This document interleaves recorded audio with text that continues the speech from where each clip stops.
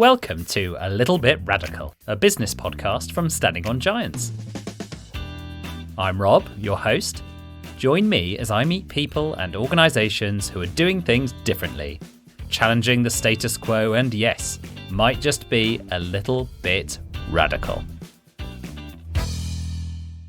How many cups have you had today? I'm on my third as I sit down with Holly Kragiopoulos, co-founder of Northstar Coffee, but I better savour it because it will terrify you to hear, as it did me, that we may run out of coffee by 2050. This is due to a completely unsustainable business model in the industry at large. Holly and her husband Alex are on a mission to change that one cup at a time, rethinking the entire coffee supply chain, improving on systems like fair trade, and still giving us the delicious cup at the end of it. Holly, welcome to the podcast.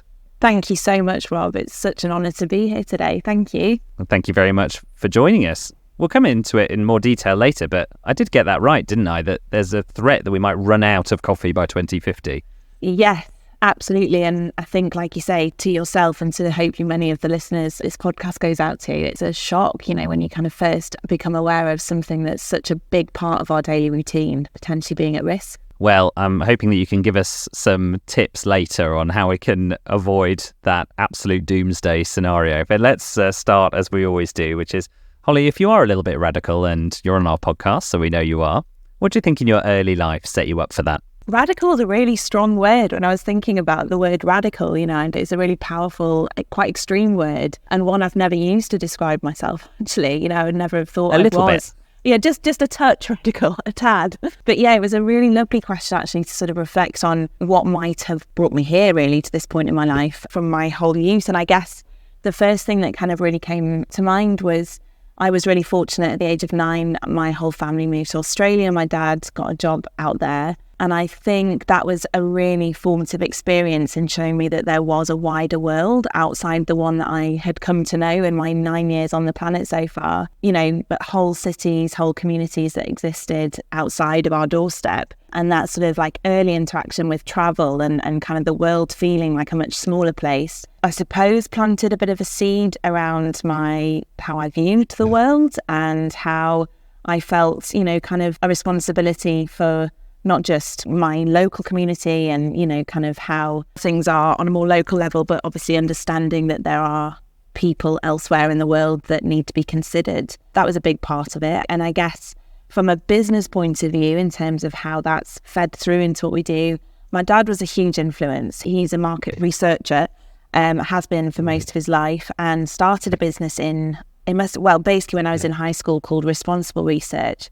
Now, this would have been in maybe 2005, 2006. His whole kind of premise was that there's more to take into account with how that work's done and trying to sort of do it in a manner that positively impacts social and environmental sort of causes, really. That arm of his business didn't really take off at the time. And I honestly think he was maybe 5-7 years too early. But we used to speak at length about it, and I was really proud of him acknowledging, that was something that he could kind of do in the position he held, really. I guess those are the two main things that sort of stood out in what maybe shaped me to taking the steps that I have professionally and personally, really, in life today. Makes a lot of sense. And a common thread on our podcast, travel during childhood and living in other places, even in places where you would think ostensibly the culture is quite similar, between Britain and Australia, but actually there's huge differences. And you've clearly carried that through as you've grown up into, traveling all over the world, or in line with your mission to bring better coffee to the world. Yeah. So that's understandable. I think personally, being married to a PhD doctor, the responsible research element I can connect with a lot as well. I think you're right. He probably was just a bit ahead of his time, because that's very top of mind now, I would say. And getting quality research, not just responsible research, but like actual quality research with usable data, such a challenge. Absolutely. As an adult, do you think you've become more or less radical, and what's been behind that? In all honesty, there's not a black and white answer to this. I think I really reflected quite a lot on this as well. I think when I was, newly sort of graduated, I felt really radical and full of ambition to change the world, and really, really determined. And to the point where obviously we ended up setting up a business at the age of sort of 23, you know, and that's kind of what's brought us to where we are today. I think my journey with being radical has kind of mirrored that of my journey into becoming a leader.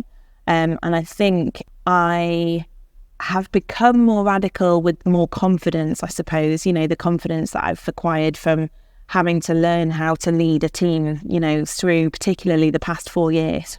It's been very, very challenging for a business like ours. I think, you know, yeah, with more confidence comes more ease with radical ideas and with questioning the status quo and doing things differently. But what's also collided with that has been becoming a parent, and, you know, that heightened responsibility definitely brings a kind of perspective into the equation that maybe was never there before. So it's a bit of yes and no, really. I think a lot of our guests would agree with you on the confidence element, that as they've grown in confidence, been able to fight their imposter syndrome, they've just become more resolute in what they believed always, almost, rather than trying to kind of dampen down perhaps some of their more radical views. Yeah, you feel that as well. Completely agree on the parenting journey. You're about the same stage as me on parenting journey, I believe. A few months behind, but yeah, I think we're a few months behind. Yes, you've also got a 2-year-old. I mean, my condolences on that one.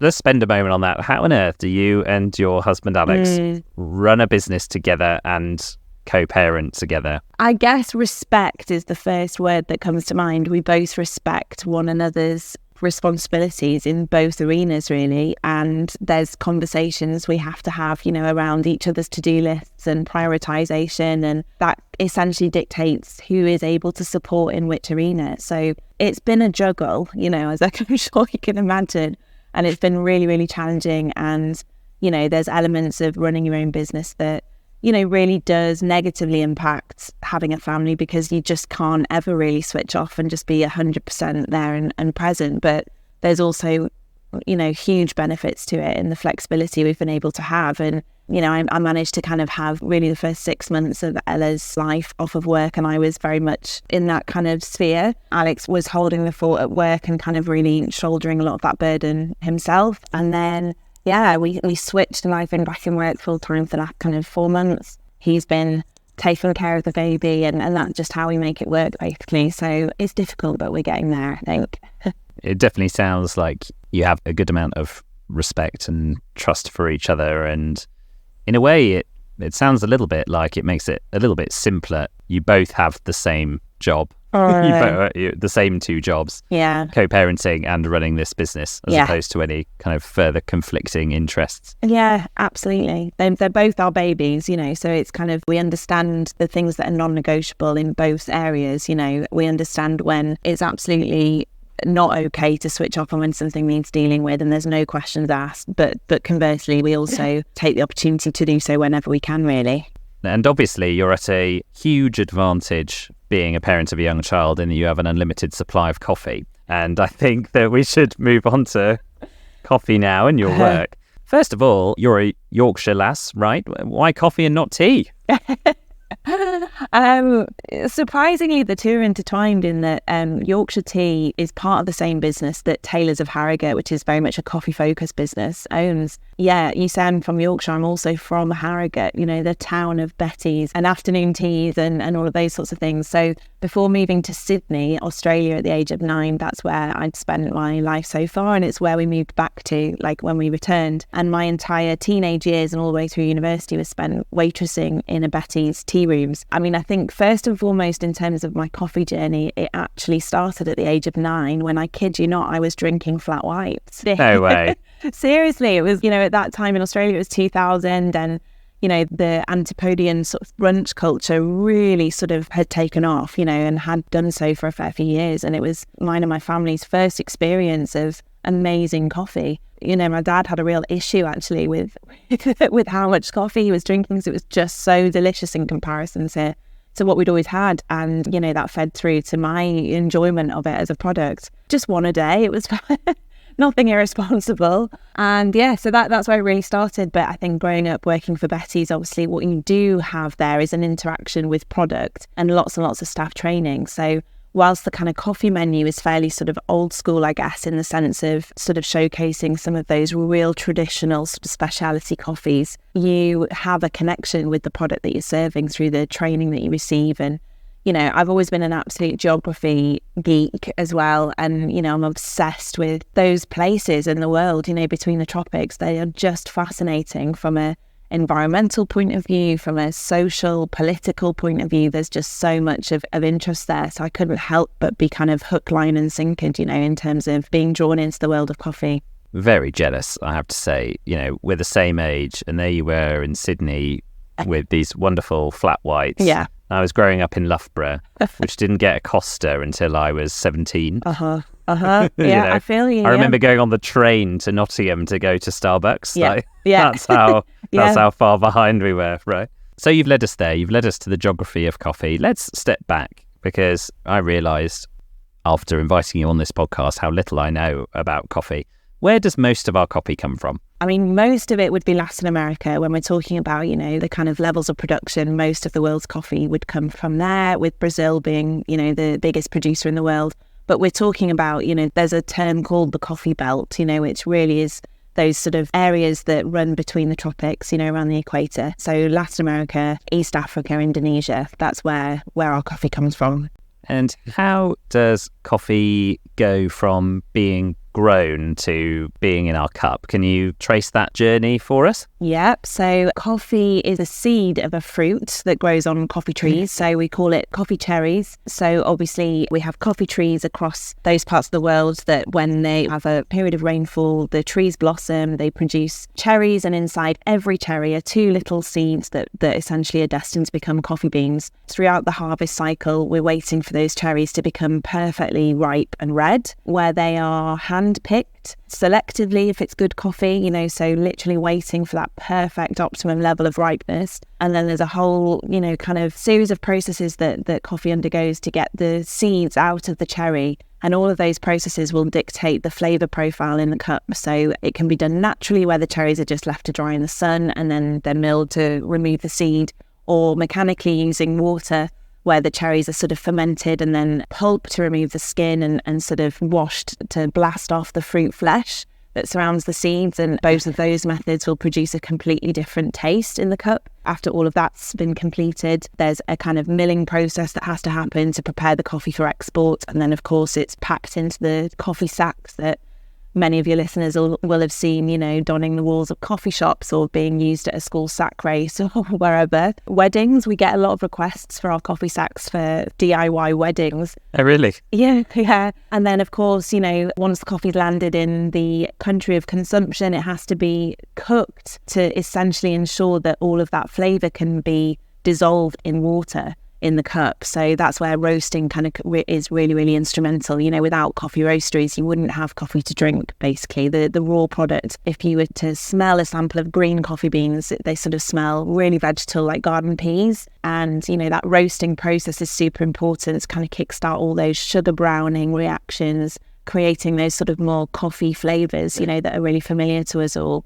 So roasteries are essentially a kind of key part of the supply chain there. And then, of course, after all of that, finally gets to a coffee shop or to you at home, where you hopefully do a fairly decent job of brewing it after all the work that's gone into it at that point. There's a lot of work, isn't it? Lots, yeah. Lots and lots of hands touch the product before it gets to your cup, and there's lots of things that can go wrong. You know, we're working with quite environmentally, socially and politically volatile parts of the world, and you can never guarantee, you know, it's not a kind of Amazon Prime-esque delivery service.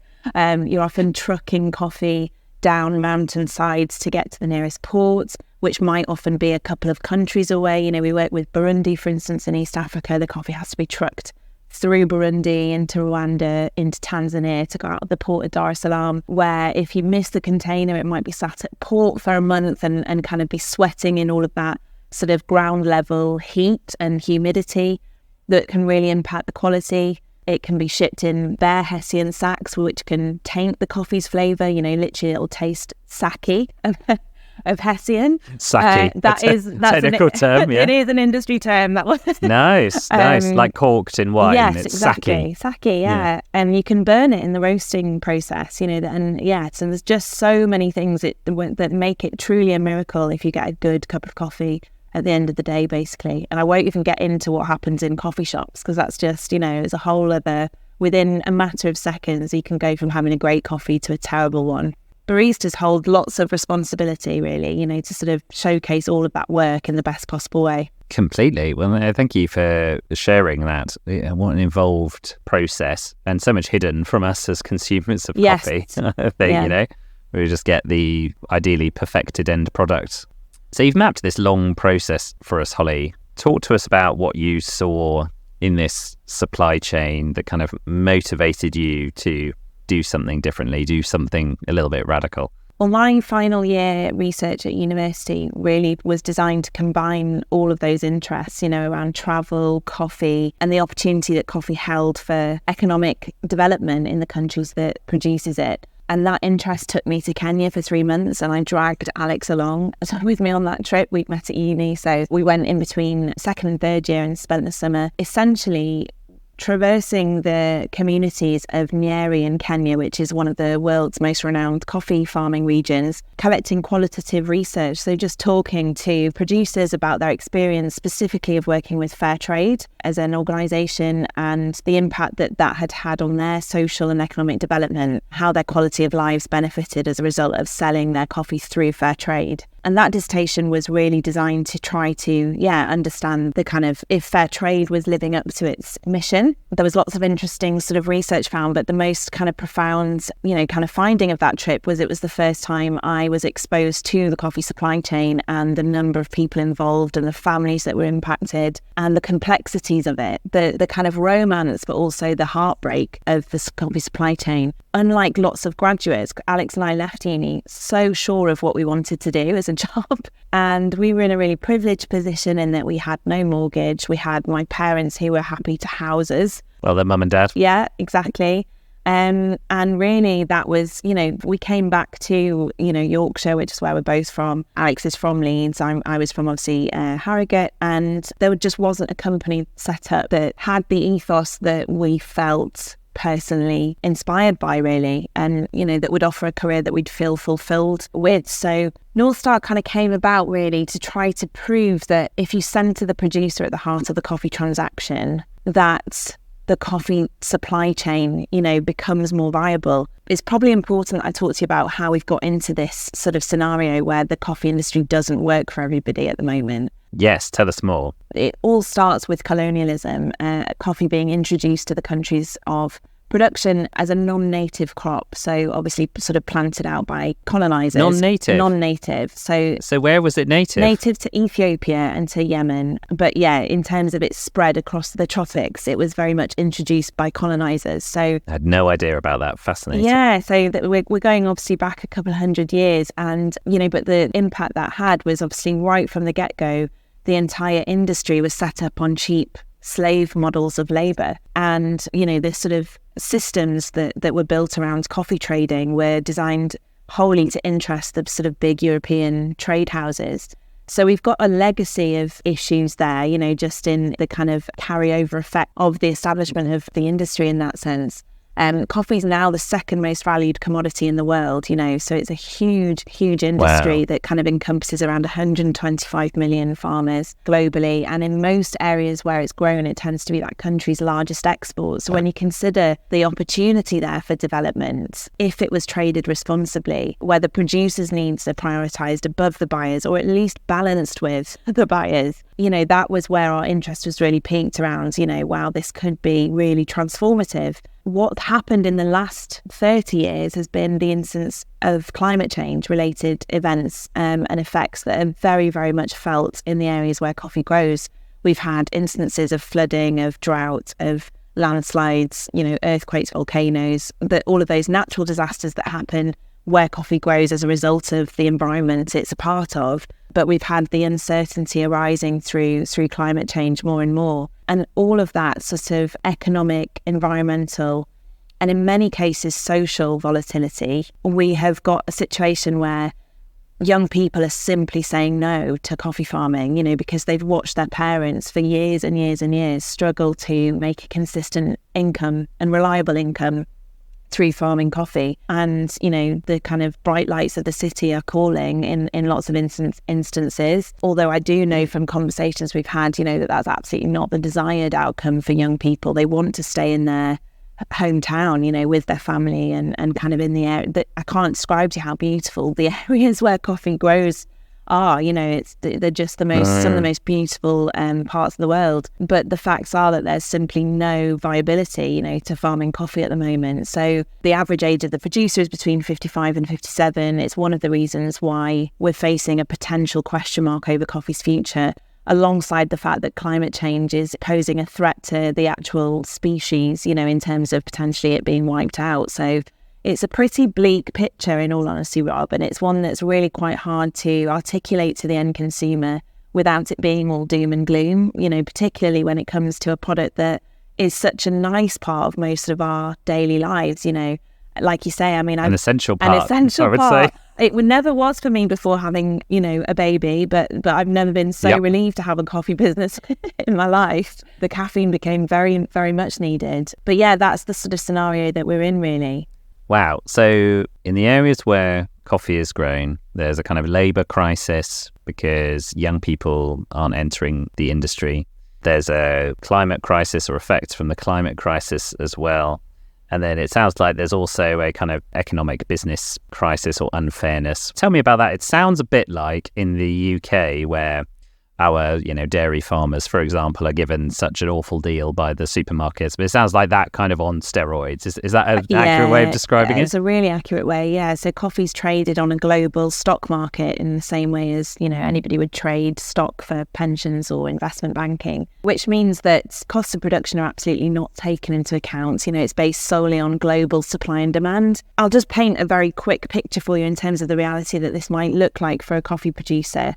Let's say you're a producer in Ethiopia. You've got through your harvest without being hit by, you know, drought. The rain came at the right time. There was no political kind of conflict happening that made you uproot and leave your land and, you know, have to abandon everything. It's a good year. You know, you check the market price. It's a feeling sustainable. You think, amazing, I'm going to be able to put food on the table and send my kids to school next year and pay off all of the loans that I've had to take out to actually finance this coffee harvest. And then overnight, the Brazilian Agricultural Board announces that Brazil that year is going to have a bumper crop and produce 20% more coffee than it did last year. And overnight, that kind of global price literally bottoms out, you know, hits rock bottom. And all of a sudden, you're not going to even recoup the cost to pay off the loans, let alone make profit to actually put, you know, your kids in education, keep them safe with access to medical care and food. And that is the reality. You know, it was very much a reality that fair trade was born out of. So there was something called the World Coffee Crisis, which hit in the early 2000s, where Vietnam kind of came out of nowhere as a producer and flooded the market with lots and lots of coffee. And it spurred this 5 to 6 year period of market lows where, you know, we had farmers abandoning their land and uprooting coffee to plant maize. There was lots of suicides, you know, because farmers were just growing debt year on year. It's not even kind of a break-even level, you know, you're actually just growing debt when you kind of go through a cycle like that. And that's how coffee as a commodity currently works. There's no other system or kind of mechanism in place to facilitate the sale of coffee from producer to buyer. That's a very, very big problem, really, and that's not an abnormal scenario that I've just described to you now. It's actually more the norm than it is the extraordinary. So it's a pretty dire situation, really. And just a great example of how the mode of global capitalism that we've lived by, post-industrial revolution, is exploitative, and we need a new model. So let's get excited about the new model now. Yep. Holly, tell us about what you're doing at Northstar, how it's different, how we can change this system, because we can't run out of coffee. Yes, exactly. It's an absolute, we just can't face that future, can we? When we set Northstar up, what we knew from our research with fair trade was that treating coffee sourcing with a one-size-fits-all model doesn't work, because we're talking about very different communities with very different needs, you know, even within the same country of origin. So to just apply a blanket solution like fair trade or like organic or Rainforest Alliance or any of these sort of certification schemes that you see isn't truly getting to the heart of the particular needs of that individual producer. So that was the first thing that we decided that we weren't going to do was essentially we were not going to have a one-size-fits-all model, and we were going to take the time to learn as much as we possibly could about the needs of the producing partners that we were aligning with. We also knew we needed to pay a profitable price, not a sustainable price, that kind of covers costs of production. We have great issue with the term sustainability in our industry because it would sort of lead you to believe we're trying to sustain a system that actually has never worked. We tend to talk more about regenerating, something to try and make it more effective. That's ultimately the approach we take with our buying. So we're trying to always get to the heart of what the producer's costs of production are. Obviously our, approach in terms of our strategy as a business is to try and sell amazing quality coffee so that when you drink it, Rob, you say to me, Hols, why does this taste so much better than what I just bought in the supermarket or what I bought on the high street? And that is our door opener to be able to say to you, well, it's because it comes to us from Maria's Oila Pineda in El Salvador, and she's got this incredible farm in the region of Chalatenango, and she handpicks all of the cherries before sort of sorting them, processing them so attentively, and there's all that amazing sort of terroir-specific conditions that produce this flavour profile in the cup. And this is why you should care about Maria, is that she's actually in her 60s and, she needs to have a viable business model to pass down to her son. So what we've done is obviously invested in an infrastructure project to make her business model more viable. That's the idea, is that, by a cup of coffee that tastes extraordinary, there is that opportunity to get more across to them about the reality of the industry and the role that actually as a consumer you can actively play in helping to build a coffee industry that actually works for everybody. And that's our mission at Northstar, really. So everything that we do is designed to question, what's happening here with the way we're sourcing this coffee. What impact are we actually having on the life of the producer? Is there an opportunity here to have a long-term relationship? Is their business model viable? If not, what role can we play in helping to make it more viable? And then finally, how do we pass all of that on to the end consumer in a manner that's not just going to make them switch off and, kind of run away, not wanting to hear about the doom and gloom part of the industry, but actually feel really empowered to ask more questions of coffee companies and really sort of like challenge them on how they're working, and just through being better informed, really. That's what we're trying to do. I think that's really inspiring. And the story you told of, did you say it was Maria? Yes, yeah. Yeah, was fantastic. And that immediately, I think, captures your imagination. And I'd imagine that there's lots of people in the FMCG world who would dream of having a relationship like that with their suppliers. When you go out to these people who have been taken advantage of for years and years and years, is it quite challenging to build trust with them? Yes, it is. And I suppose the thing I'd like to say is that going with that narrative is quite dangerous as well. A lot of the time, those producers, that's not the narrative they wouldn't want you to come and be like, oh, you've been so exploited all your life, you poor producer, right, yeah. Okay, And don't get me wrong, I think, I know I've obviously emphasised that reality, but it's because, it's super important in this side of the supply chain to sort of acknowledge the role that you can play to be responsible rather than exploitative. But yeah, in terms of the producer experience and their sort of agency, for many of them, I think there's an assumption that they really care about where their coffee goes and, the kind of connection that they maintain to the end product. And for many of them, it's very much it's a cash crop that's grown, and they don't necessarily understand the kind of value of what sits in their back garden in many instances, that's growing alongside maize and alongside avocado and other crops for the family, which means that they are more likely to take whatever price is offered to them by anybody turning up at their farm gate, really. And I suppose our sort of involvement is to try to bring a sense of wonder for what they do, and really sort of like hold them up in the role that they're playing in the supply chain and the delight they're bringing to the mouths of people, millions of miles away. But yeah, trust is the thing that makes the coffee industry go round. And there's been many instances since setting Northstar up, where we've had to take a leap of faith based on just blindly trusting that someone on the other side of the world is going to do the right thing. We're not in it to try to screw anybody over, really. I think commitment is so important, as a kind of starting point. Kind of don't pretend that any of the relationships we have with our producing partners are much more than business, kind of related. Obviously, when we visit, there's huge sort of rapport, but we're never going to truly understand their reality. Our role is to try to showcase it in a manner that they're in control of, to ensure that and the narrative that's going out to the world is one that they would be proud to tell themselves. And we can only do that when we've got to know them and we've kind of shown that commitment. So a big part of our ethos is we're not fickle with our coffee sourcing. We don't dance around from, whatever's tasting best on the cupping table that we're receiving into the lab. It's very much, if we're buying coffee from you, we're going to turn up next year and we're going to show up the year after. And we're going to dedicate our business activities to growing the volume that we can buy from you as well. Excellent. What's it going to take for the likes of Starbucks, Nestle, Caffè Nero, Costa, the huge coffee retailers, to adopt a more regenerative model in the coffee industry, do you think?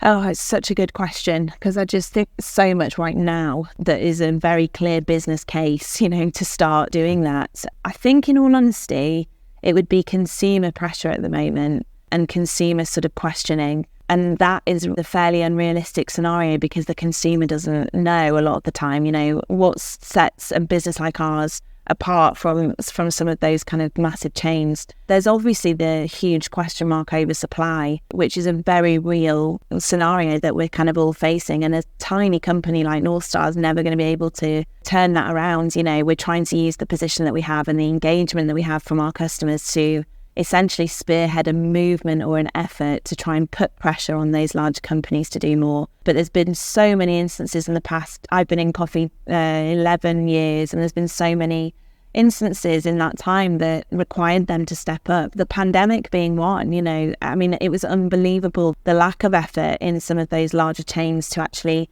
have an involvement in showing up in their supply chain, for producers who were facing the exact same realities as we were in terms of PPE costs and enforced closure of milling facilities and things like that. So there was a huge upsurge in the costs of production because people were not able to harvest coffee in the same way, and they were having to buy more equipment to do so. And we set up a fundraiser at that time, which was unbelievable to me, that in a time where coffee shops were not legally allowed to be open in the UK, our wholesale partners were putting their hands in their pocket to help fund PPE for coffee producers, because that's how connected they felt to the start of the supply chain, really. And we raised, £5,000, and it went to 8 farming families in Kenya that we work with. The impact was definitely not broad, but it was deep, and it was really, really unbelievable, the kind of engagement that we'd had from people who were in possibly the most trying time they'd ever been through financially, but they felt so obliged, to do what they could. And I just don't think we see the same from the kind of big chains who are always going to prioritise that bottom line over anything else. It's a difficult one, really. Completely, yeah. I suppose, you're a fellow B Corp at Northstar, and I suppose the spread of accreditations and standards like that amongst larger businesses that have more customers, is a good thing. Recently, we have seen Nespresso achieve B Corp accreditation, which was not without controversy. What do you think about that? Do you think it's ultimately a good thing, or do you question it? I think it's ultimately a better thing than it would have been. All I would say is I don't think B Corp is the end point. I think we were initially quite suspicious of B Corp. We found out about it in 2015, so actually quite a long time ago. But being in the coffee industry, we were naturally suspicious of the certification scheme that, was monetized. And you said you don't like these blanket, sort of almost blanket accreditations. Yeah, exactly. So really for many years we prioritised getting our own house in order in terms of addressing, our core mission, how our business activities contributed towards it, how we could measure it, how we remained accountable. But the big dawning reality hit us in that we were becoming busier and busier as owners of the business. And there was so many things coming in for us to consider on the table that I felt suddenly compelled to go through the accreditation to ensure that accountability remained not to continue doing what we were doing, we would always have done that, but to ensure we were reporting on it and having an improvement plan in place, to kind of come back and maintain that eye over our impact strategy, really. The Nespresso thing is a contentious issue, I think, because, it wasn't that long ago they were on a dispatches programme about child labour, with some of the farmers that they're working with. And I think there's definitely work to do, as there is for any B Corp, really. It doesn't end with going through the impact assessment. That's my sort of stance on it, really, is, I think it's always a positive, somebody going through that process to highlight how they can do better and to bring certain things to their attention, that they really need to maintain an eye over to become a business that's going to withstand the next few years, really. I think every business as a standard should be a B Corp, and then there's, it's about what happens on top of that. I agree with you. I think that's what is often misconceived about B Corp businesses putting themselves on this pedestal of the top 1% conscious businesses in the world. At the moment, sadly, we're less than 1% of businesses in the world. However, every B Corp that you speak to, I think, agrees with you that actually this should be the minimum standard. And actually, if all coffee companies were B Corps, what a huge improvement that would make for the lives of your providers and for everyone in the supply chain. And yes, there would be more to do, but we'd have made a big load of progress. Yeah, for sure. Holly, I can't let you leave without telling us where to buy your coffee. How do we get our hands on some Northstar coffee? Oh, thanks, Rob. Yeah, this is my little plug, I guess. Absolutely. But in terms of what Northstar is, we're primarily a wholesale coffee company. So we supply coffee machinery and training to around 150 wholesale accounts across the UK. I think that information is shortly going to be published on our website. I don't think it's up there right now in terms of exactly who those people are. Particularly in Yorkshire, you'll likely see our coffees behind the bar of lots of independent specialty coffee shops, for sure. We have an online shop that you can buy from to enjoy it at home, which is an amazing part of our business that really sprung out of the pandemic, actually. It's kind of definitely built that platform for us to go forwards from in terms of reaching that end consumer and being able to interact with people. And in Leeds, we have 2 of our own coffee shops, so you can actually come in and enjoy the full Northstar experience in our own retail stores, one of which is at Leeds Dock, which is the site of the Royal Armouries. So if you are visiting Leeds for a weekend, it's a good spot to come down to, for sure. Sounds amazing. You were kind enough to send me some. Full disclosure, interest here that I've been enjoying cups of Northstar for the last couple of weeks. Thank you very much for that. So we're coming to the end of our conversation now. We're going to try and drag you out of your day-to-day of fixing the world's coffee supply and ask you about something else, a little bit of a radical change for the world that you would like people to get behind that maybe you don't impact on a daily basis. What would that be? I'm going to keep it quite short and simple, and it's ultimately, I think, to see everything through the eyes of others. The option that's available here, I think, would be in a much better place if everybody considered, every angle to everything. How interesting. Tell us a little bit more about it. What do you think would happen if everyone did start to have a high degree of empathy, I suppose, is what you're getting at ultimately? Yeah, that ability to understand other people's circumstance and hopefully bring about more care, for our fellow human beings and our planet. The world's become super divisive recently, and it's really difficult to have debate now, or to question anything. I'm fearful is creating a situation where we just don't question anything. My other thing was the lack of accountability, with our leaders and things like that. I can't even start talking about it. I feel so frustrated and upset by that at the moment. But yeah, I think specifically with that first point, I just feel it would go a long way in helping us to understand the reality that people face, and organise our businesses, our communities accordingly. Fantastic. Thank you for that. Completely with you on the empathy point and on the accountability point. I was very lucky to have Blair Glencorse, the founder of Accountability Lab, which is an NGO working on this. I listened to that. It was great. It's such a good episode. The work they do is fantastic. Yeah. I particularly enjoy the Integrity Icon campaign, the kind of X Factor style thing for honest politicians. Exactly. Exactly. So, Holly, you've founded a business quite over 10 years into it. Just this month, we're 10 years old. We're recording this month. Wow. Yeah. Happy anniversary. Congratulations.